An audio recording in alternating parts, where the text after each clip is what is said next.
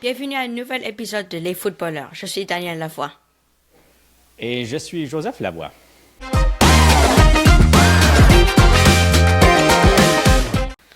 Le joueur que nous avons choisi pour cet épisode est Sergio Busquets. Vous le connaissez sans doute pour son rôle clé au sein du FC Barcelone, où il a contribué à plusieurs victoires en Liga, en Ligue des Champions, et bien sûr avec l'équipe nationale espagnole. Mais ce que vous ignorez peut-être, c'est que Busquets est bien plus qu'un simple milieu de terrain. Derrière son calme légendaire sur le terrain se cache un joueur d'une intelligence tactique rare, capable de dicter le rythme du jeu. Et son style de jeu unique, sa vision du terrain et son humilité ont fait de lui une légende incontestée du football. OK. Avant qu'on commence avec sa naissance et son enfance, Daniel, pourquoi est-ce qu'on voulait explorer la carrière à Busquets? Pour moi, selon moi, c'est parce que c'est un joueur que on connaît pas. Donc, c'est pas comme Ronaldo ou Messi. On connaît beaucoup sur ces joueurs et on connaît la plupart de leur histoire. Busquets, il est un peu moins connu, surtout probablement à cause de sa position, son attitude. On va voir, beaucoup plus comme calme et moins une grande présence. Mais on veut voir ce qui fait de lui un joueur si bon et pourquoi il est considéré un des meilleurs milieu de terrain défensif dans le monde. Donc ouais, ça c'est vraiment pourquoi. Oui, ça, c'est la même raison pour moi. Je trouve qu'on parle toujours des autres coéquipiers avec qui il a joué pendant sa carrière. Et c'est vrai, c'est quand même bien connu comme une légende, une vedette du sport, mais je trouve qu'on ne donne pas assez d'attention à Busquets. Et des fois aussi, la raison qui m'intéresse, en fait, si je vais être très honnête, c'est qu'il me fait penser un peu à toi. De manière qu'il pense au jeu. Je sais que lui, c'est plus défensif, toi, c'est plus offensif quand tu joues dans le centre, dans le milieu du terrain, mais je trouve que la manière qu'il pense au jeu, ça me fait penser beaucoup à toi. Donc, il m'a toujours intéressé. OK, mais commençons d'abord avec son enfance. Et on va explorer à quoi ressemblait l'Espagne, la Catalogne à l'époque, quelle était sa vie d'enfance et comment a-t-il commencé avec le foot. Alors, Sergio Busquets est né en 1988 à Sabadell. Ça, c'est une ville ouvrière près de Barcelone. Il a grandi dans une Catalogne en pleine reconstruction identitaire après la dictature de Franco. Est-ce que tu connais c'est qui Franco, Daniel? Non. Non, c'est correct. C'est bien avant ton temps. Alors, on parle d'une période en Espagne où Franco était en charge. C'était un dictateur de 1939 à 1975. Alors, Busquets est né 13 ans après cette époque, cette période. Et c'est très important de parler de cette époque parce que Catalogne a connu une répression sévère, tant politique que culturelle, dans le cadre des politiques autoritaires, plus large de l'Espagne franquiste.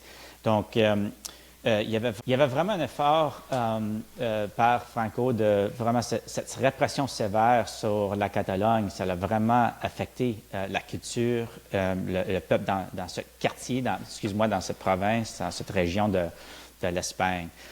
Donc, moi, je trouve que c'est un thème qu'on va revisiter un peu plus tard parce qu'on va revenir à quoi est devenu Barça, l'équipe, le club, pendant le temps que Busquets était là.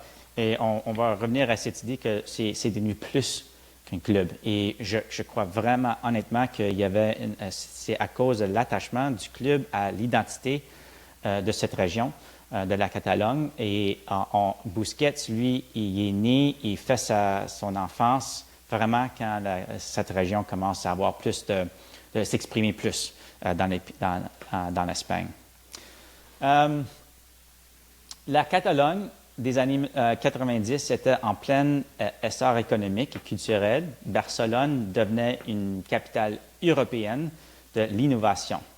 Il vivait Busquets, c'est-à-dire vivait dans un quartier modeste. C'est un quartier qui s'appelle Badia del Valles. Pas du tout le glamour des stars du Barça, et c'est là, ça l'a marqué dans une manière d'être. Son père, par contre, tu connaissais qui son père? J'oublie son nom, mais je sais qu'il était un gardien pour Barcelone. Oui, Carles Busquets, tu as raison, il était gardien remplaçant du Barça dans les années Cruyff. Alors, Sergio a grandi dans les terrains d'entraînement en silence et vraiment observer le style de foot de Cruyff. J'imagine, Daniel, si moi je jouais pour ton club préféré, penses-tu que tu serais motivé ou stressé? Ouf. Ben, ça dépend comment bon tu serais. Euh, Eh bien, écoute, mon mais, équipe, là, on vient juste de gagner première place dans notre ligue des l'équipe Vancouver Stars FC à Vancouver. ouais, ouais. Alors, Euh, tu es le fils d'un ouais, ben, champion. ouais. Non, je serais, si tu jouerais pour Manchester United et tu serais un bon joueur, j'aurais très hâte et je serais très nerveux aussi avant chaque match parce que tu sais pas ce qui va se passer, mais je suis sûr que c'était très inspirant pour lui comme enfant. Oui, être si proche du jeu pour juste regarder, observer. Je me demande si ça l'a aidé vraiment à mieux comprendre le jeu. C'est vraiment l'expérience que pas beaucoup de jeunes ont à cet âge-là. Euh, Ouais. alors, en jeune, il jouait avant-centre. Oui, il était un attaqueur. Il a été repositionné plus tard au milieu quand les coachs ont remarqué sa vision du jeu. Toi, Daniel, est-ce que tu as déjà joué plusieurs postes? Ouais, j'ai jamais dit ça sur le podcast avant, mais je jouais plus comme attaquant sur l'aile jusqu'à ce que j'avais, je dirais, 12 ans. À peu près quand on a commencé à jouer comme tout le terrain. Et Mhm. 11 sur 11. j'étais pas le plus vite de l'équipe. Donc, mes entraîneurs m'ont bougé au milieu parce que ils ont vu que j'avais une bonne vision du jeu. Donc, ouais, ça c'est les deux postes. Et aussi, je joue. Et regarde, même raison pour lui, Busquets, qui était recalé du centre de formation du Barça, il était jugé trop lent. Alors, c'est pour ça qu'ils l'ont mis dans le centre. Ouais. Ouais, mais je suis pas si lent que ça, là. Je suis Non, pas je si lent, sais, tu fais bien pied. mais comparé, parce que sur l'aile, il faut que tu ailles super vite, comme le plus vite de l'équipe, ce que j'étais pas. Donc, ça c'est pourquoi. C'est quoi Mais je pense le plus que, dur? C'est quoi le plus dur quand tu changes de rôle? euh, pour moi, d'aller de l'aile au milieu, c'est que sur l'aile, quand tu reçois la balle, quand tu reçois la balle, c'est beaucoup juste comme tu regardes en avant et en arrière de toi. Quand tu es au milieu, tu dois avoir une comme vision 360. Ce qui est pourquoi tu vois les milieux de terrain, ils font toujours des shoulder checks pour voir les joueurs autour d'eux. Parce que c'est ça que tu as besoin. Et ça, c'était la seule partie un peu difficile pour moi, c'était de s'ajuster à ça. Parce que au milieu, il y a toujours quelque chose qui se passe. Sur l'aile, des fois, la balle est de l'autre côté et tu as un peu rien à faire. Mais sur le milieu, tu dois toujours être là, est une option pour la passe. Donc, beaucoup plus de mouvements et de choses qui se passent dans le milieu, je dirais. Hmm, intéressant. OK. Alors, ouais, comme j'ai dit, les coachs ont trouvé qu'il y avait il y avait vraiment une vision pour le jeu. Il était peut-être pas le plus vite comme attaquant, donc ils l'ont mis dans le centre. Et 10 ans plus tard, vraiment, c'est lui qui dirigeait le jeu du Barça et de l'Espagne. Il est revenu via le Barça B sous Guardiola, qui l'a directement promu en équipe première après une seule saison. Moi, je pense que tu vas peut-être revenir à ça. Et il a Ouais. grandi dans une société bilingue. C'est une société dans laquelle il y avait un programme de télévision qui s'appelait Dragon Ball. Il était diffusé uniquement en catalan et c'est comme ça que plein d'enfants ont adopté la langue. Parce que à l'époque, c'était pas vraiment populaire de parler cette langue-là. C'est devenu bien plus populaire à cause de cette émission. Moi, je suis curieux, Daniel. Alors, si Busquets, lui, c'était Dragon Ball qu'il regardait à cette époque-là. Toi, c'est quoi? Est-ce qu'il y a une série que les jeunes de votre génération aiment beaucoup maintenant? Peut-être quelque chose qui a un Um, impact culturel? je sais pas si je suis la meilleure personne à te demander cette question parce que Parce qu'on te je, laisse pas sur TikTok. ouais, ouais. Mais Dragon Ball, c'est un anime. L'anime, c'est quand même assez populaire maintenant. Je Mhm. dirais, ben, j'en ai quelques-uns. One Piece, comme une émission à propos des pirates. Ça, c'est très populaire. Mais maintenant, c'est très commun que les jeunes parlent de ça. Et aussi un nouveau manga plus récent, ou anime, plus récent s'appelle Blue Lock. Et c'est en fait basé sur le football, sur le soccer. Et c'est à propos de... ben, ça se passe au Japon et ça parle de grandir le sport au Japon. Et cela comme... cela apporte une comme, perspective différente sur le sport. Et je pense que beaucoup de jeunes qui joignent le soccer récemment sont probablement inspirés par ça. Donc, Hmm. ça c'est ce que je pense, mais je suis Ah, sûre OK. qu'il y a des meilleures réponses que ça. Peut-être que je devrais regarder une émission ou deux. Euh, alors, mais apparemment, ouais, comme j'ai dit, Dragon Ball, ça a vraiment motivé toute une génération à apprendre la langue, Sergio compris. Apparemment, il passait des heures à observer les entraînements de son père et c'est probablement là qu'il a développé son sens du placement. Et un jour, il a dit en rigolant qu'il aurait aimé rester attaquant parce qu'il disait que marquer, c'est plus fun. Euh, Ouais. Euh, et tandis que d'autres collaient des posters de Ronaldinho, lui, il admirait beaucoup Pep Guardiola, un joueur intelligent, un joueur qui n'était pas flashy. On parle naturellement à l'époque que Pep était un joueur qui jouait sur l'équipe de Cruyff. Il n'était pas encore, un manager d'une équipe. Euh, alors voilà, c'est ça vraiment son enfance. Il était lié déjà à le sport professionnel à cause de son père et il a eu la chance vraiment d'observer beaucoup d'entraînements et de comprendre le jeu très, très, très jeune. Et je pense que c'est pour ça qu'il va avoir plus tard dans sa carrière beaucoup de succès. Ouais. OK. Donc là, on va passer à Barcelone, son ascension à la gloire, pas mal. Ouais. Busquets, il joint l'Académie du Barça en 2005. Et quelques années plus tard, il commence à jouer avec l'équipe B du Barça sous les ordres de Pep Guardiola. Mais Pep avait en fait des doutes sur Busquets parce que il trouvait que Busquets était trop calme et trop discret et qu'il serait pas capable de supporter la pression de l'équipe B, l'équipe première. Mais après, Busquets est venu pour un entraînement et il a montré son calme et sa vision du jeu. Et Pep Guardiola a changé d'avis. Donc, ça c'est un peu comme juste une petite histoire de comme son temps à l'équipe B. Donc, ouais, il joue un Mais rôle pour moi, important dans la promotion. ça me fait penser que ça, c'est un problème que de beaucoup de coachs ont. Au moins, là, je trouve dans le sport de jeunesse, ici, dans le football de jeunesse, on veut toujours des joueurs qui sont vite, qui sont intenses, qui sont très athlétiques. Mais souvent, c'est les joueurs qui sont capables de bien gérer le jeu, qui sont peut-être plus calmes. Moi, je trouve que tu en as besoin un ou deux comme ça sur le terrain. Puis ça fait toute la différence. Donc. Mais c'est intéressant de savoir que même le meilleur manager du sport qui existe en ce moment, même lui, à un moment donné, il y avait des problèmes à avoir ça. Je trouve ça intéressant. Ouais, ça montre probablement comment calme Busquets, il est comme, même plus calme que quelque chose qu'il a jamais vu avant.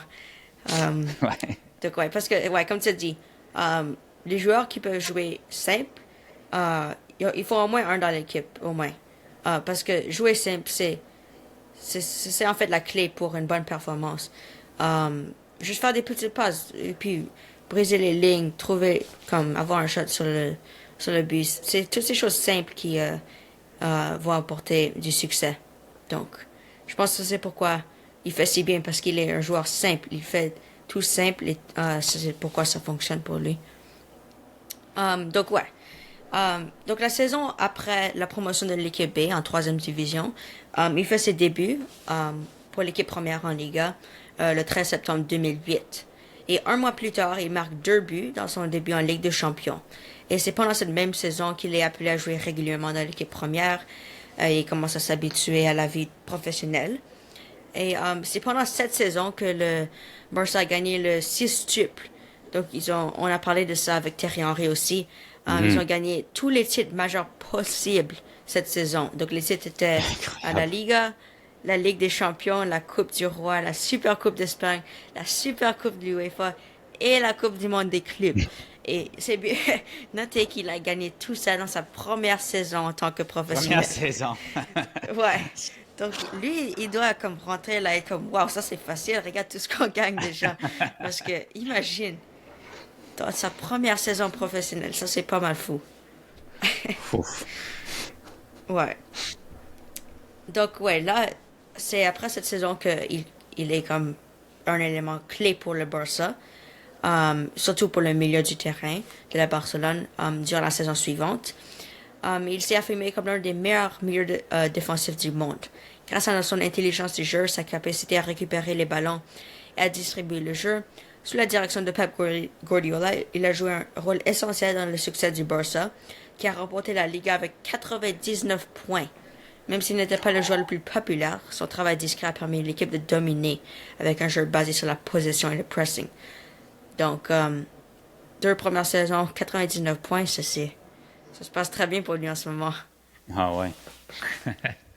Mais ouais, comme on dit, la possession et le pressing, je pense que c'est surtout ce format qui l'a aidé à avoir le succès en Barça. Parce que la possession, comme on dit, il y a un joueur qui joue simple, des petites passes, garder la balle et trouver la passe qui va mener à un but. Donc je pense que avoir Pep comme manager pour commencer sa carrière, le donner de l'expérience et ouais, ça l'a vraiment aidé, je dirais. Alors, la saison d'après, en 2010-11, le Barça remporte la Liga et la Ligue des Champions. Et Busquets était central dans le système de Guardiola, maîtrisant la récupération et la distribution du ballon. La finale de la Ligue des Champions contre Manchester United, en gagnant 3-1, est l'une des meilleures performances collectives du club et de Busquets. Et sa connexion avec Xavi Hernandez et Andreas Iniesta était une des meilleures en Europe. Ah, ça, c'est un beau trio, hein. Oh oui. Oh man, regardez ces trois joueurs ensemble. C'est quelque chose. J'ai jamais. Ça, c'était avant que je commence à regarder le sport, mais j'ai vu juste quelques vidéos de ces trois et ouais, c'était vraiment incroyable comment ils jouaient. Ben, c'est presque comme ils jouaient à un autre jeu complètement. Ouais, ça Ouais. semblait tellement facile quand ils jouaient et comme tout semblait tellement simple, mais ça fonctionnait à chaque fois. Ouais. Alors, les deux saisons suivantes ont été marquées par des succès en Liga, mais le Barça a échoué en Ligue des Champions, notamment avec la défaite contre le Bayern Munich 7-0 en demi-finale de 2013. Bien que Busquets ait été performant, ses périodes ont été plus discrètes au niveau collectif. Et le club connaissait des tensions tactiques et des changements d'entraîneur, notamment avec Pep Guardiola qui est allé à Bayern Munich. Donc, Ouais. ouais, une saison à oublier un peu pour le Barça. Donc, après quelques saisons difficiles, Busquets et le Barça retrouvent leur meilleur niveau en 2014-15 en gagnant le triplé avec la Liga, la Coupe du Roi et la Ligue des Champions. Et il a joué un rôle crucial pour l'équipe et c'est pendant cette saison qu'il joue son 200e match pour le Barcelone. Ouais. Donc, une bonne saison pour lui et le Barcelone. La saison 2015-16 a été l'une des dernières sous la direction de Luis Enrique. Bien qu'il ait été éliminé en quart de finale de la Ligue des Champions, Busquets, toujours central dans l'équipe, a continué de régner sur le milieu de terrain, offrant équilibre et sénérité. Avec Messi, Neymar et Suarez en attaque, le Barça a continué à briller offensivement, mais Busquets a dû jouer un rôle clé pour assurer la stabilité défensive et la transition du jeu. En particulier à l'absence de joueurs comme Xavi qui avait quitté le club. Mais ouais, ça c'est quand le trio Messi, Neymar et Suarez. Mais aussi, tu vois, ça c'est pourquoi je pense que Busquets est moins mentionné parce qu'il joue dans une équipe avec plein de superstars. Et lui, Ouais, il joue un exactement. rôle moins visible, comme moins choquant quand tu regardes à la télévision. Parce que lui, il doit comme supporter ses attaquants, reprendre le ballon, reprendre possession. Donc, je pense que ça, c'est une raison pourquoi il est parlé un peu moins que d'autres légendes du football. Donc, la saison suivante a été plus difficile pour le club, avec des résultats inconstants et des tensions internes. Bien que le Barça a remporté la Copa del Rey, il a perdu la Liga face au Real Madrid et a connu une élimination choquante en Ligue des Champions contre la Juventus. Cependant, Busquets a continué à briller sur le terrain, même si l'équipe manquait de stabilité. Lui, avec Iniesta et Rakitic, ont maintenu l'âme du milieu de terrain du Barça. et sa capacité à récupérer le ballon, à maintenir la position et à dicter le rythme du jeu restait impressionnante. Et donc la saison suivante, en 2017-18, a été marquée par les victoires en Liga avec un total de 93 points, et Busquets a joué un rôle central dans cette conquête. Bien que le Barça ait de nouveau échoué en Ligue des Champions en perdant contre Roma en quart de finale, Busquets a montré sa maturité et son leadership sur le terrain. L'équipe était en transition après le départ de Neymar et le vieillissement de certains joueurs, mais Busquets, en tant que capitaine, deuxième capitaine après Messi, a aidé à stabiliser l'équipe avec des performances solides et discrètes au cœur du jeu. Donc Barça, ils ont une transition maintenant. Les joueurs comme Neymar, Xavi, je pense Iniesta aussi, commencent à partir. Donc c'est comme une nouvelle ère pour le club. Ouais. Et la saison d'après ça était une autre année où Busquets a été très important pour le Barça. En Liga, ils ont remporté le titre et en Copa del Rey. Cependant, la Ligue des Champions a encore échappé au club avec une élimination en demi-finale contre Liverpool. Après une défaite retentissante en seconde marche, mais malgré cela, Busquets a continué à être le ciment du milieu de terrain, marquant son empreinte la capacité du Barça à contrôler les matchs, bien que les signes de fatigue commençaient à se faire sentir, notamment à cause de la perte du rythme des jeux collectifs. Donc, ils font quand même une bonne saison, mais ils sont en train de reconstruire l'équipe, donc bien sûr, il va avoir des difficultés. Et lors de la saison 2020-2021, le club a traversé l'une de ses périodes les plus difficiles, avec des changements d'entraîneur et une situation financière compliquée. On a vu Barça a presque fait faillite il y a quelques années, donc c'était comme un moment difficile pour le club. Et bien qu'il Busquets en perte de vitesse à cause de son âge, il continue à jouer un rôle fondamental malgré les difficultés collectives, élimination en Ligue des Champions par le PSG et une lutte pour la Liga.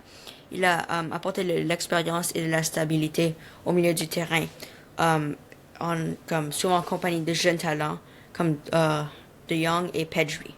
Donc il est maintenant comme il doit donner l'expérience à ses joueurs et je pense que c'est son rôle, ça commence à devenir son rôle maintenant. Alors, la saison 2021-22 a marqué le début d'une nouvelle ère pour le Barça. Avec l'arrivée de Xavi Hernandez comme entraîneur et le renouveau de l'équipe après une période de crise, Busquets, maintenant plus âgé, commence à être plus fréquemment sur le banc à cause du nouveau talent qui s'en vient, avec une attention accrue à son remplacement à long terme. Toutefois, il a encore été l'un des piliers du milieu de terrain, contribuant à la récupération du ballon et à l'orientation du jeu. Le club a terminé deuxième en Liga et a remporté la Copa del Rey, mais l'élimination en Ligue des Champions est restée un point noir. Donc, c'est quelque chose qu'on voit assez souvent. Busquets, il fait très bien en Espagne avec Liga et Copa del Rey, mais souvent en Ligue des Champions, ça semble être la difficulté pour lui et le club. En 2022-23, Busquets a joué sa dernière saison au FC Barcelone après 15 ans passés au club. Bien qu'il ait joué un rôle plus limité en raison de son âge avancé et de l'émergence de nouveaux talents comme Xavi et Pedri, il a continué à apporter son expérience et son intelligence de jeu. Sa présence sur le terrain restait cruciale pour le maintien de l'équipe et la stabilité du milieu du terrain. Et là, le Barça a remporté la Liga lors de cette saison. Donc, c'était une bonne façon de finir son temps à Barça. Et puis, là, on va passer à Inter Miami. Donc, le 16 juillet 2023, le lendemain de l'annonce de l'arrivée de Lionel Messi. Donc, la journée d'après que Messi signe, l'Inter Miami annonce la signature de Sergio Busquets avec un contrat jusqu'en 2025. Donc, son contrat expire cette année. Je pense à moins qu'ils ont signé un nouveau contrat. Non, alors il joue son premier. Peut-être qu'il pourrait venir jouer pour mon équipe. Hein? Mais maintenant, il est assez vieux qu'il pourrait jouer sur mon équipe et on a besoin de quelqu'un comme Busquets. Penses-tu que je peux lui convaincre de... Non. Je pense pas, non. Non. Alors, il joue son premier match avec Miami face à Cruz Azul dans une victoire de 2-1 dans le Leagues Cup en 2023, le 21 juillet.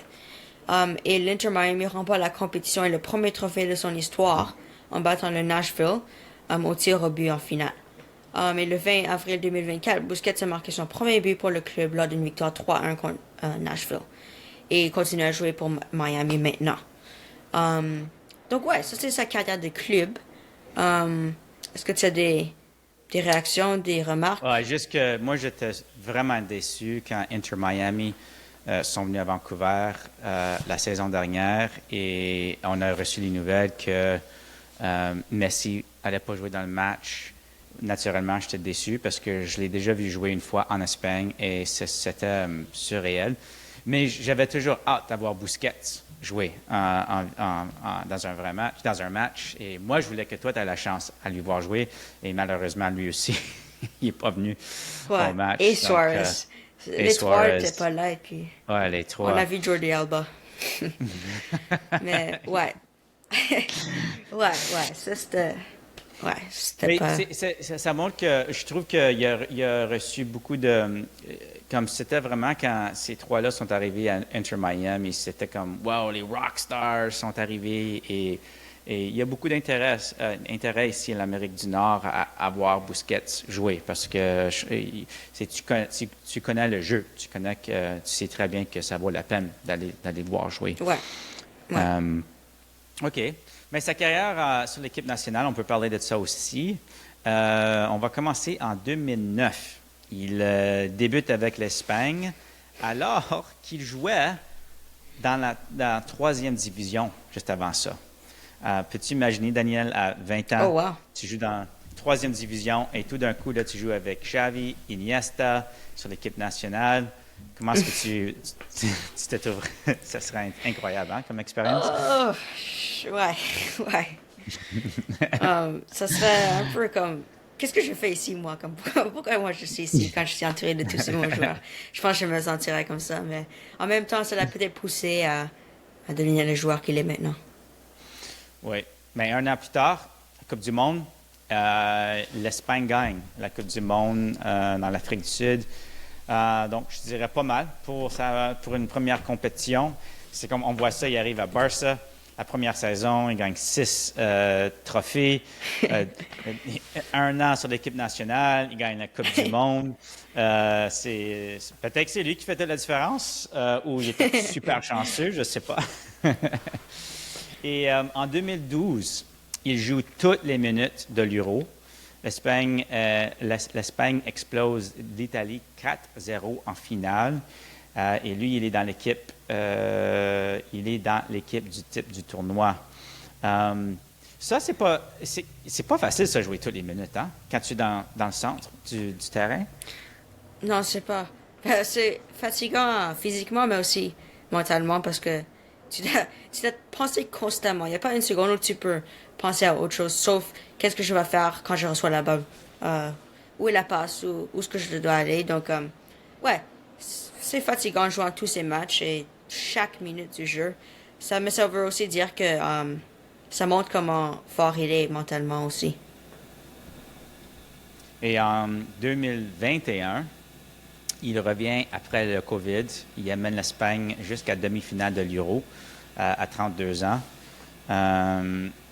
Alors même là, s'il faut parler de ça dans ce sport, être un joueur d'impact quand tu as 32 ans, c'est de moins en moins facile maintenant. C'est vraiment un sport de jeunes. Je ne sais pas si on connaît beaucoup de joueurs de 30 qui sont plus que 30, 32, 34, qui dominent encore dans les grands tournois, mais on voit ça avec Busquets. Il a dominé jusqu'à récemment. À la fin de sa carrière, en 2002, il était sélectionné pour l'équipe nationale 140 fois. Troisième joueur le plus capé de l'histoire de l'Espagne. Wow. Je ne sais pas si tu savais ça. Et il y a aussi des moments clés de sa carrière internationale. En les finales de la Coupe du Monde 2010, c'est lui qui contrôle le milieu avec Xavi Alonso. Les Pays-Bas n'arrivaient pas à casser le rythme d'Espagne. C'était vraiment un jeu incroyable. Dans les Euros 2012, l'équipe avait 95% de passes réussies en finale contre Italie. Wow. Un masterclass. Un masterclass. Toi, as-tu déjà joué dans un jeu où tout cliquait comme ça? Oui. Oui, Ouais. c'est dur à voir, mais ouais, il y a certains matchs où tous les joueurs jouent à leur comme potentiel maximum, ça semble. Et on garde la balle, on défend, On a plein de buts et on laisse aucun but rentrer et tout semble aller parfaitement. Donc, oui, c'est super quand l'équipe peut aussi bien jouer ensemble. Il était en 2020, il revient après le COVID et il a vraiment eu un gros impact sur l'équipe. 2 fois, il est élu homme du match. Et dans les finales de la Ligue des Nations 2021, il domine contre Benzema et Mbappé et il a été élu joueur du tournoi à 33 ans contre un joueur comme Mbappé. Wow! Ouais. Alors, pourquoi, à ton avis, Daniel, le meilleur joueur n'est pas toujours celui qui marque? On peut être distrait parce que Mbappé, c'est lui qui est attaqueur, il est très bon, c'est incroyable de le voir jouer, mais dans ce tournoi, c'est Busquets qui était vraiment reconnu comme l'homme du tournoi, l'homme de ce match, mais c'est pas lui qui marquait les buts. Mhm. Oui, ben, probablement plusieurs raisons. Premièrement, avant qu'un but rentre, il y a plein de choses qui se passent. Il y a reprendre le ballon, retrouver sa forme, avoir la passe, donner la passe pour que le but peut arriver. Et quand il y a un but qui est marqué, c'est pas toujours un but spectaculaire, il y a des tap-ins aussi. Et c'est tout ce qui se passe avant le but qui était important. Donc, aussi le fait qu'ils ont gagné contre la France, c'était sûrement un point important pour le fait qu'il a gagné. Mais ouais, je pense que c'est juste marquer des buts, oui, c'est très important, mais il y a beaucoup plus dans le sport que juste marquer des buts. Et voilà, c'est ça sa période sur l'équipe internationale. Ben, excuse-moi, sa carrière internationale sur l'équipe nationale. OK. Donc, on a des anecdotes maintenant, je pense. Mhm. Ouais, moi, je peux commencer. Ouais. Après 2 entraînements, Messi dit à Guardiola, j'aime bien ce gars. Quand ça chauffe, il est toujours là. Ouais. Ouais. OK. Busquets a toujours été apprécié pour son engagement envers le Barça et la Catalogne. Une anecdote moins connue raconte qu'après un match décisif, certains supporters catalans l'ont vu prendre du temps pour discuter avec un groupe de jeunes fans dans les rues de Barcelone. Il a même signé des autographes et pris des photos avec eux, sans se soucier du temps. Et ce geste simple mais sincère montre à quel point il apprécie son public malgré sa nature réservée. Et je pense que peut-être le fait qu'il a grandi euh, comme proche de ben, en Barça et comme juste où il est né, comment il a grandi. Je pense que ça c'est aussi pourquoi il a fait ce geste parce que il comprend comment les jeunes se sentent. Tu sais, avoir l'inspiration, voir tes joueurs préférés jouer. Ouais, je pense que ça c'est une des motivations derrière ce geste. Alors, celui-là, Daniel, c'est pas vraiment une anecdote, c'est juste plus comme des. Je vais ajouter un peu de texture, un peu de couleur de la personnalité de Sergio. Alors, au sein du cercle du Barça, Busquets est affectueusement appelé Boozy ou Sergi. Les fans l'ont aussi surnommé El Pulpo. Est-ce que tu sais c'est quoi El Pulpo? Non. La pieuvre. Oh. Ouais. Et un autre surnom dans la presse espagnole était Sweetheart, en raison de son apparence enfantine et innocente lorsqu'il apparut pour la première fois. Oh. Apparemment, il ressemblait très Ok. jeune.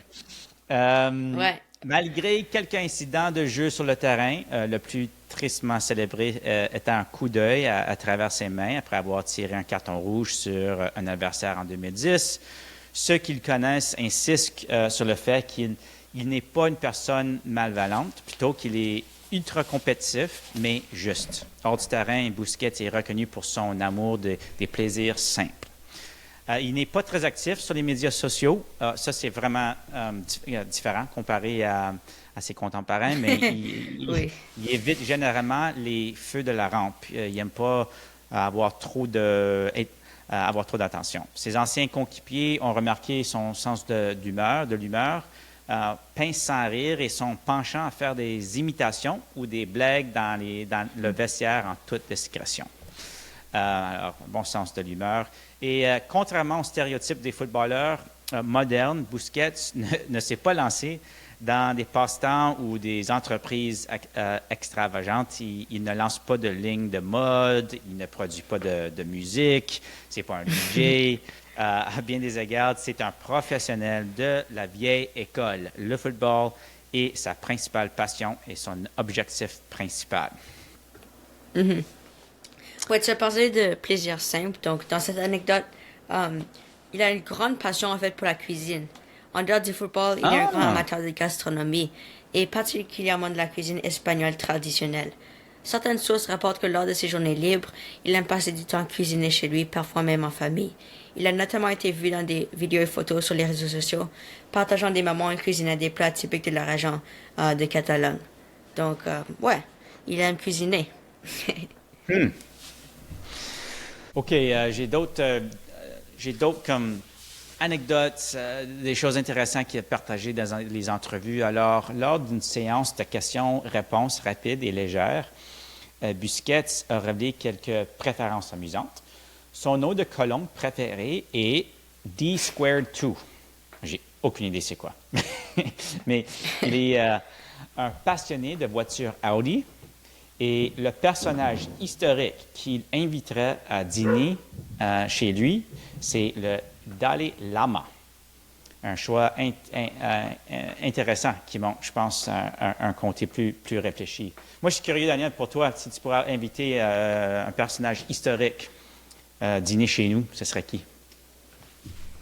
Comme historique, comme N'importe qui a quelle personne. existé. Comme... Sergio Busquets, lui, il voudrait inviter le Dalai Lama. Toi, ce serait qui? Oh,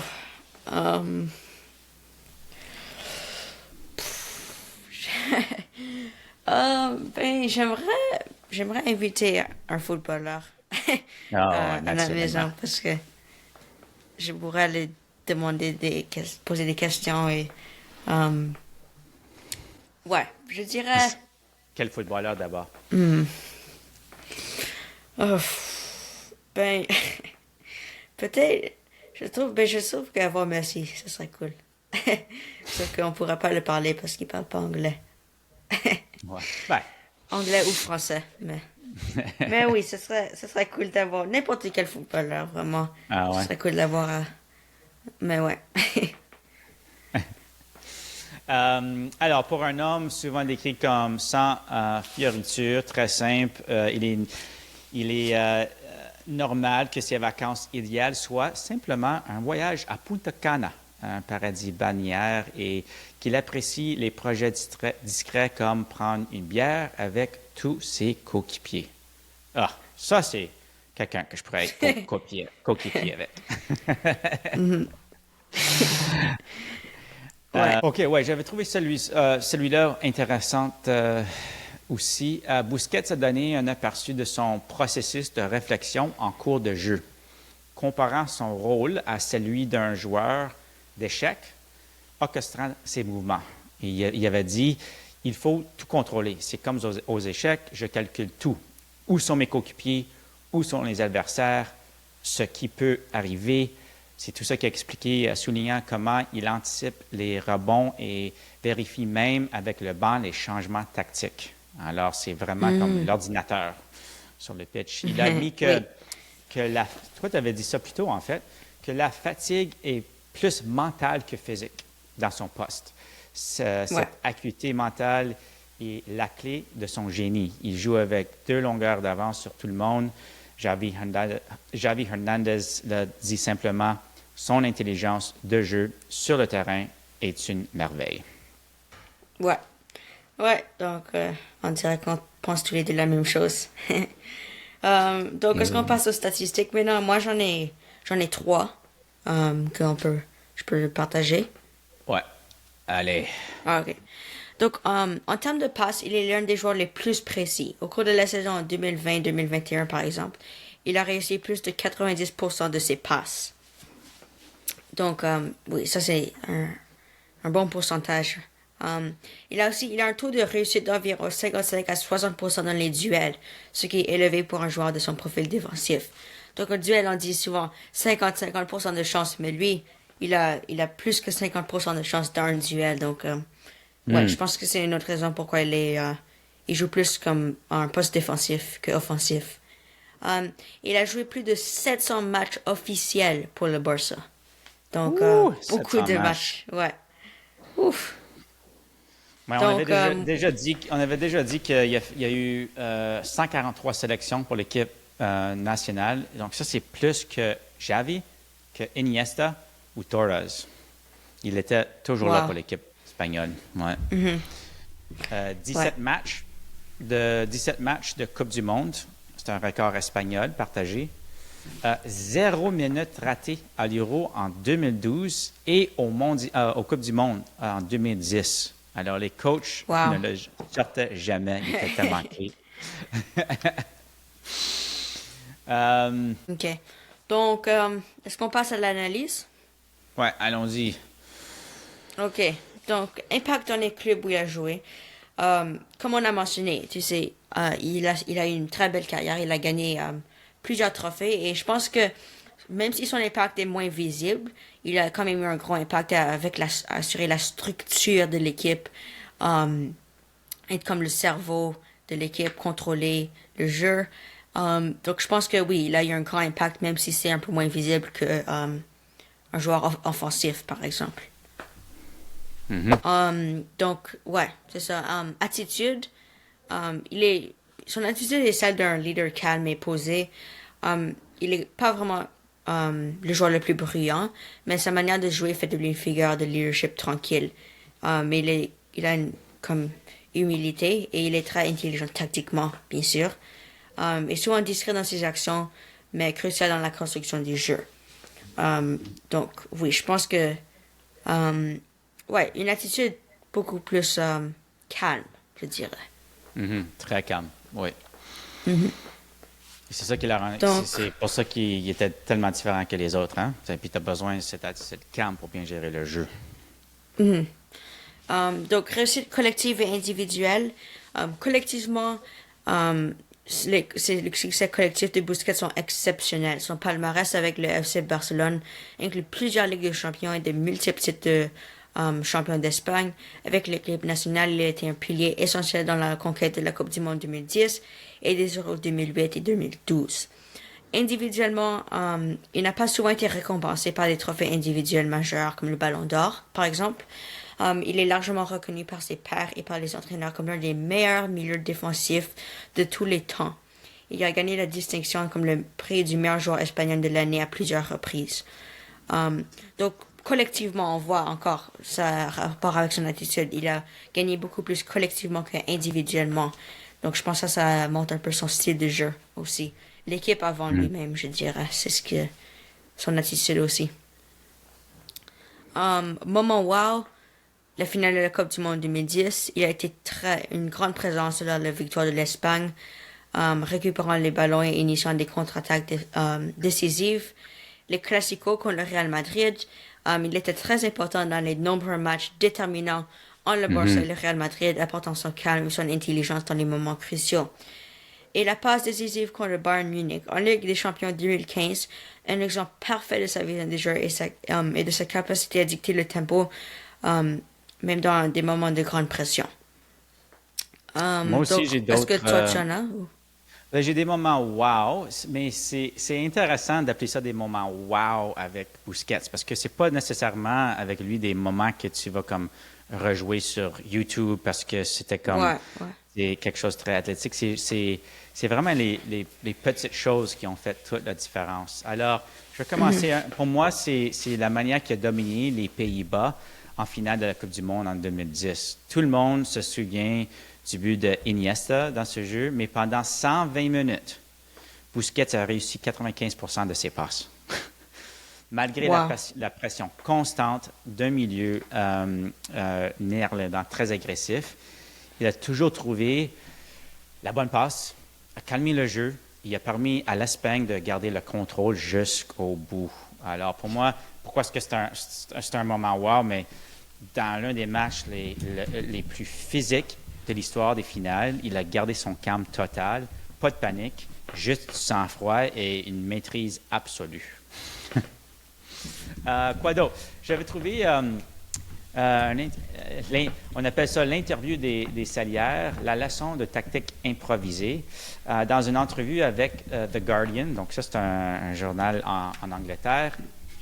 Il a utilisé des salières et poivriers sur une table de café pour expliquer ses décisions sur le terrain, placement, anticipation, couverture. Il expliquait le jeu comme une partie d'échecs. On a déjà parlé de ça. Mais c'est un moment wow parce que ça montre qu'il n'est pas juste, qu'il n'y joue pas juste au foot. Il voit tout. Il y a une démonstration publique et son intelligence footballistique qu'on a vue sur le terrain. Et je pense que c'est une des raisons qui est un des légendes du jeu. Est-ce qu'on avait déjà parlé comme un moment wow, les Euro 2012, qui avait joué chaque minute en finale face à l'Italie? Il a tenté 110 passes, il en a réussi 106. Il a aussi récupéré 8 ballons. C'est un moment wow parce que c'était probablement la plus grande démonstration collective de tous les temps et Busquets en était la base silencieuse. Il faut aussi parler de son feinte signature, c'est le mouvement de l'épaule. Alors, recevoir sous pression, baisser l'épaule et ressortir proprement entre 2 voire 3 adversaires. Alors, contre le PSG en Ligue des Champions, il a effacé 3 joueurs dans un espace minuscule avec une simple feinte de corps. Et pourquoi c'est un moment wow? Mais c'est pas de dribble flashy, c'est juste du timing, de l'équilibre et une feinte exécutée à la perfection. Et des fois, c'est les choses les plus simples qui font toute la différence dans ce jeu. OK, et dernièrement, le dernier moment wow que j'ai, c'est les finales de la Ligue des Champions 2011 contre Manchester United. Xavi et Iniesta ont brillé, mais Busquets était le ciment de l'équipe. La meilleure précision de passe, couverture défensive parfaite et un rôle central dans la disparition du milieu de terrain adverse. C'est un moment wow parce que contre la meilleure équipe d'Angleterre, il a rendu le match facile. C'était la domination sans élever la voix. On retourne à ce point-là. C'est juste comment il peut complètement changer le jeu d'une manière très calme. Ouais. Ouais. Donc, prochaine catégorie, statut de légende. Ben, je pense que c'est clair que il est une grande légende pour le Barça et l'Espagne. On a vu, il a fait 700 matchs avec le Barcelone. Donc, je pense que c'est un joueur qui est très important pour le club, aura tellement de matchs. Et ouais, on a vu comment important il est pour l'Espagne aussi. Donc, ouais, son rôle dans le jeu du FC Barcelone et l'Espagne ont été si fondamentaux qu'il est considéré par beaucoup comme l'un des meilleurs milieux de terrain défensif de l'histoire du football. Donc, je pense il est définitivement une légende, surtout pour les milieux de terrain défensifs. Mm-hmm. Donc, dernier coup de pinceau artistique. Donc, si leur style de jeu était un art, que serait-il? Moi, je dirais, mais certainement, c'est pas un rock star. Non. Mais je pensais peut-être chef d'orchestre. Je pense qu'il y a quelque chose qui est comme plus. Moi, je dirais, il est plus comme. C'est un architecte du vide. C'est un architecte minimaliste. Il travaille avec les espaces, les angles, les silences. Il conçoit l'invisible. Alors, ouais, je dirais un architecte. Ouais, ça c'est un bon pour lui. Ouais, t'as raison. Oh ouais, ben, c'est ça. Si vous avez, donc ça conclut cet épisode pour Sergio Busquets. Si vous avez des suggestions ou des recommandations ou un footballeur que vous voulez qu'on parle la prochaine fois, vous pouvez laisser des commentaires. Toi, Papa, est-ce que tu as quelque chose que tu veux ajouter? Non. J'ai trouvé ça agréable, retracer la carrière de Busquets. C'est un joueur très intéressant. Et peut-être qu'on aura toujours la chance de le voir jouer ici à Vancouver avec Inter Miami. Espérons. Donc, OK, merci tout le monde de nous avoir écoutés. Merci. On revient bientôt avec notre prochain légende du sport, notre prochain footballeur. Ouais. Merci.